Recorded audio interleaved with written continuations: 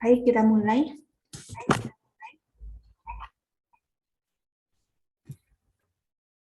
Assalamualaikum warahmatullahi wabarakatuh.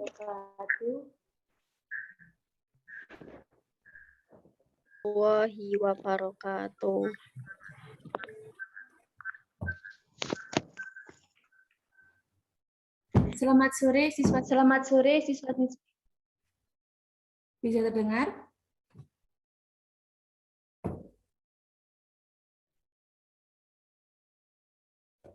Perkenalkan terlebih dahulu, nama saya Iva Mutamima yang akan membimbing pembelajaran pada sore hari ini, yaitu pembelajaran mengenai penerapan ejaan bahasa Indonesia untuk penulisan karya tulis ilmiah yang akan disampaikan oleh Bu Deril dan juga Bu Rofiatul. Untuk mengawali pembelajaran pada sore hari ini, marilah kita berdoa menurut agama masing-masing. Berdoa dipersilahkan. Berdoa selesai. Langsung saja ya, untuk mengawali pembelajaran hari ini, saya persilahkan kepada Ibu Deril untuk menyampaikan materi yang akan disuguhkan pada sore hari ini. Kepada Bu Deril, dipersilahkan. Baik, Assalamualaikum warahmatullahi wabarakatuh. Terima kasih untuk waktunya. Saya akan menjelaskan tentang penerapan ejaan bahasa Indonesia dalam penulisan karya tulis ilmiah.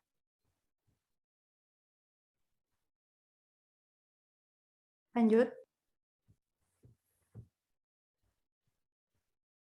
Apa yang dimaksud karya tulis ilmiah? Karya tulis ilmiah adalah tulisan atau laporan tertulis yang memaparkan hasil penelitian atau kajian suatu masalah oleh seseorang atau kelompok dengan memenuhi kaidah dan etika keilmuan.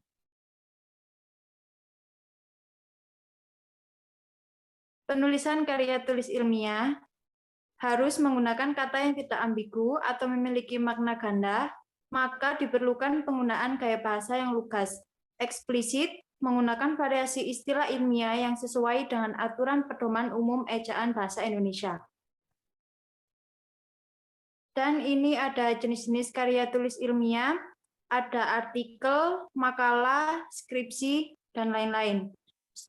Adapun struktur karya tulis ilmiah, yang pertama halaman judul, kedua abstrak, ketiga pendahuluan, 4 kerangka teoris, 5 metode penelitian, 6 pembahasan, 7 kesimpulan dan saran, 8 daftar pustaka.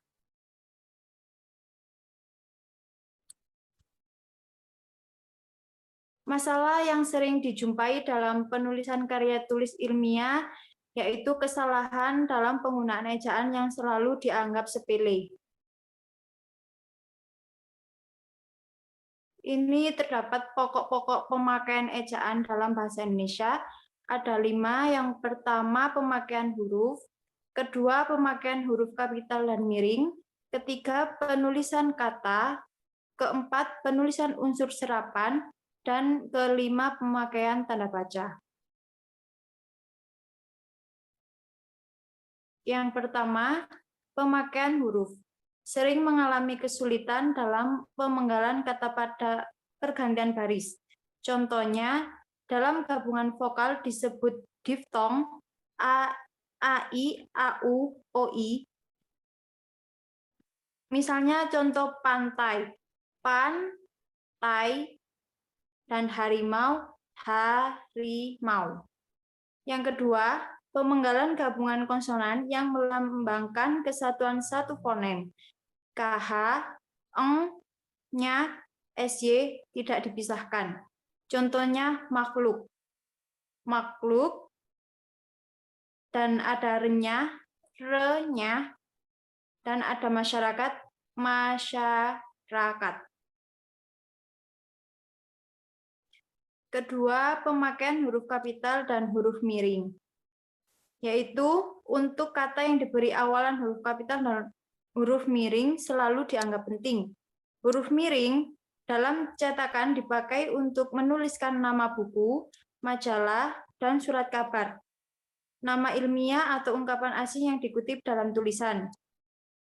Selanjutnya, huruf kapital atau huruf besar dipakai sebagai huruf pertama kata pada awal kalimat, petikan langsung, ungkapan yang berfungsi dengan Tuhan, kitab suci. Kedua, nama gelar, kehormatan, keturunan, dan keagamaan yang diikuti nama orang. Ketiga, nama jabatan dan pangkat yang diikuti nama orang atau yang dipakai sebagai pengganti nama orang tertentu, nama instansi atau nama tempat, unsur-unsur nama orang. Keempat, nama bangsa, suku bangsa, dan bahasa. Nama tahun, bulan, hari raya, dan peristiwa sejarah. Kelima, nama geografi. Semua unsur nama negara, lembaga pemerintah, dan ketatanegaraan. 6. Nama dokumen resmi, termasuk unsur bentuk yang sempurnanya. Nama buku, majalah, surat kabar, dan judul karangan, unsur singkatan nama gelar, dan pangkat. Contoh huruf miring dalam bukunya Kalangwang Sastra Jawa Kuno Selayang Pandang. Huruf kapital, contohnya sebagai calon terpilih gubernur dan wakil gubernur mereka, sebagai awalan kalimat, dan kalimat gubernur wakil gubernur, yaitu nama jabatan. Yang ketiga, penulisan kata.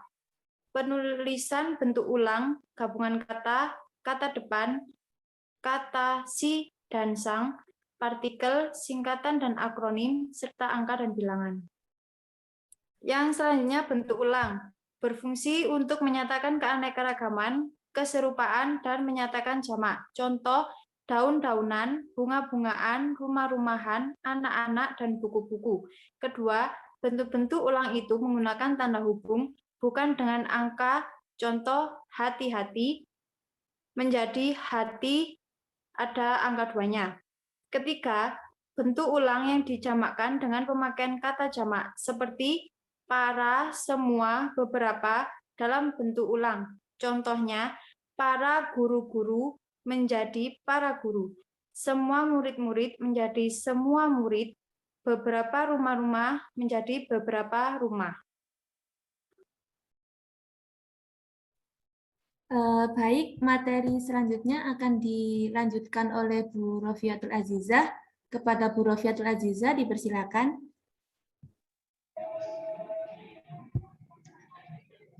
Baik, saya akan melanjutkan PPT yang dibaca oleh Bu Daryl tadi. Ada kata depan. Yang pertama, untuk mengetahui bahwa bentuk di sebagai kata depan, bentukan itu dapat dipangsangkan dengan kata depan ke atau kata depan dari. Contoh, di samping, ke samping, dari samping, di sini, ke sini, dari sini, di pasar, ke pasar, dari pasar. Yang kedua, penulisan di sebagai prefix yang hanya dapat melekat pada kata kerja, baik disertai akhiran, kan, i, atau tanpa akhiran. Penulisannya harus dirangkaikan dengan kata kerja yang mengikutinya. Contohnya, dikontrakan, mengontrakan, diawasi, mengawasi, dibawa, dan membawa. Selanjutnya ada partikel. Pertama, terdapat partikel lah, tah, kah, dan pun yang ditulis serangkai dengan kata yang mendahulinya. Contohnya, tulislah, mungkinkah, apatah, dan walaupun.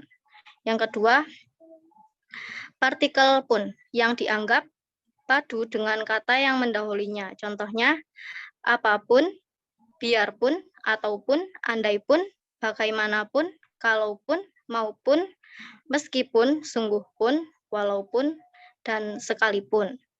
Yang ketiga ada bentuk pun yang berfungsi sebagai kata penuh, yang bersinonim dengan kata juga. Contohnya, sekalipun, kami pun, sepeda pun, harga mahal pun. Bentuk pun ditulis terpisah dengan kata yang mendahulunya apabila unsur itu pun didahului oleh kata kerja, kata ganti, kata benda, dan kata sifat. Selanjutnya ada singkatan dan akronim. Penulisan singkatan meliputi singkatan nama orang, nama gelar, jabatan, atau pangkat, diikuti dengan tanda titik. Contohnya DR, M.Hum, dan KOL. Singkatan nama resmi, lembaga pemerintah dan ketatanegaraan, badan atau organisasi, ditulis huruf kapital, tidak diikuti oleh tanda titik. Contohnya DPR, SMUN, PT, dan KTP. Singkatan umum yang terdiri atas 3 huruf atau lebih diikuti oleh 1 titik. Contohnya DLL, DST, HLM, SDA, tetapi apabila terdiri atas 2 huruf, ditulis dengan 2 titik. Contohnya AN atau atas nama. Selanjutnya ada angka, lambang, bilangan. Yang pertama, penulisan angka yang digunakan untuk menyatakan ukuran panjang, luas, isi satuan waktu, nilai uang, dan kuantitas. Contoh, 1 cm, 5 kilo, 15 liter. Pukul 17.030, Rp2.000, dan 25 orang. Penulisan bilangan tingkat, contoh, bab 1, bab ke-1, bab ke-1, bab 21, abad ke-21, abad ke-21. Yang ketiga, penulisan lambang bilangan yang mendapat akhiran an, contoh, tahun 2000-an atau uang 5.000-an, tetapi sering ditulis dengan 2000-an dan 5.000-an. Selanjutnya ada penulisan unsur serapan. Unsur asing. Pada titik tanda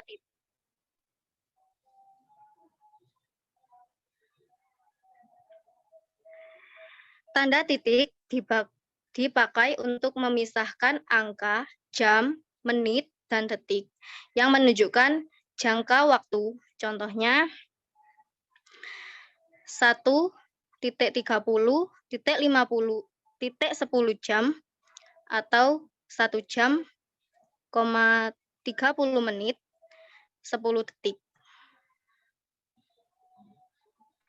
Tanda titik tidak dipakai di antara nama penulis, judul tulisan, dan tempat terbit dalam daftar pustaka.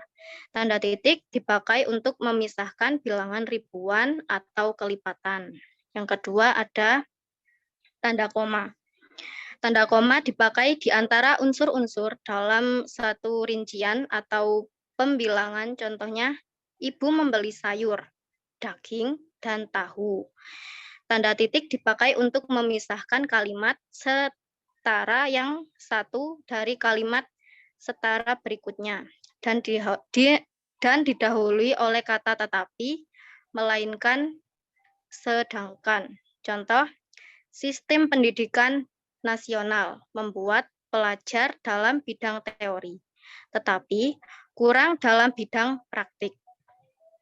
Tanda koma dipakai di belakang atau kata ungkapan penghubung antar kalimat yang terdapat pada awal kalimat. Contoh, oleh karena itu, jadi, dengan demikian, bahkan, akan, tetapi. Tanda titik koma. Tanda titik koma dapat dipakai untuk memisahkan bagian-bagian kalimat sejenis dan setara untuk dapat dipakai sebagai pengganti kata penghubung atau memisahkan kalimat yang setara di dalam kalimat majemuk. Contohnya, Bapak menyiram tanaman. Tanda titik koma, Ibu sibuk bekerja di dapur.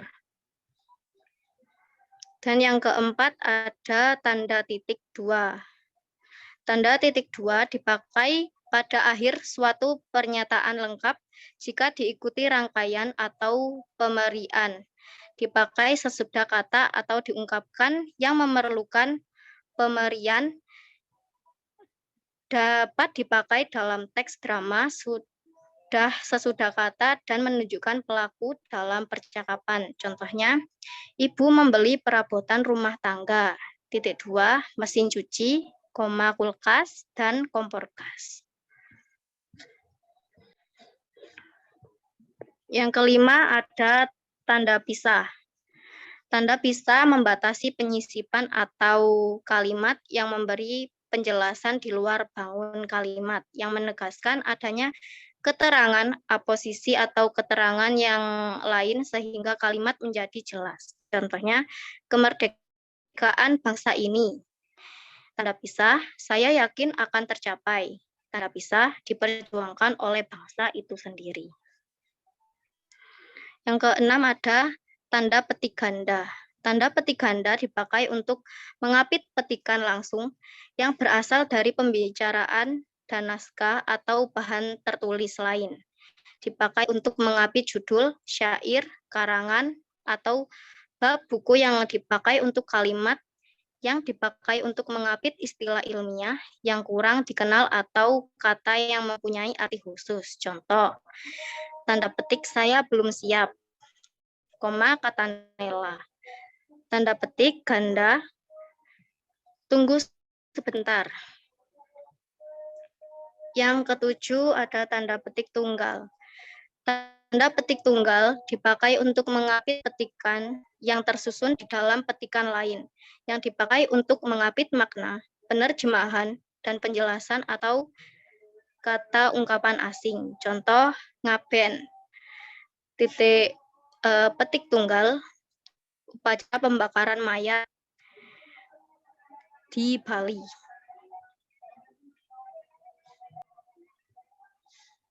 Kembali ke moderator. Baik, terima kasih kepada Ibu pemateri atas materi yang disampaikan.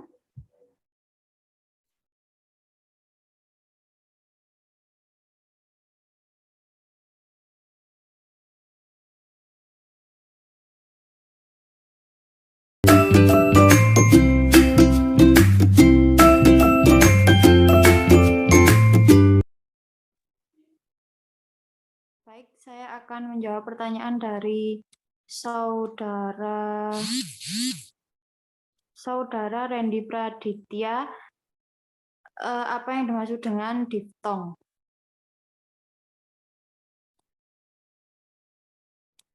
Diftong adalah dua vokal yang diucapkan sekaligus. Gabungan vokal disebut diftong apabila menghasilkan satu bunyi saja. Misalnya, AU pada kata kerbau, AI pada kata santai.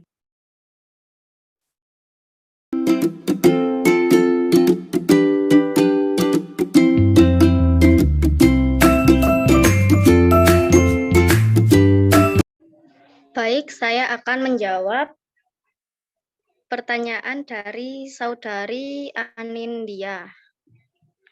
Soalnya, apa yang terjadi?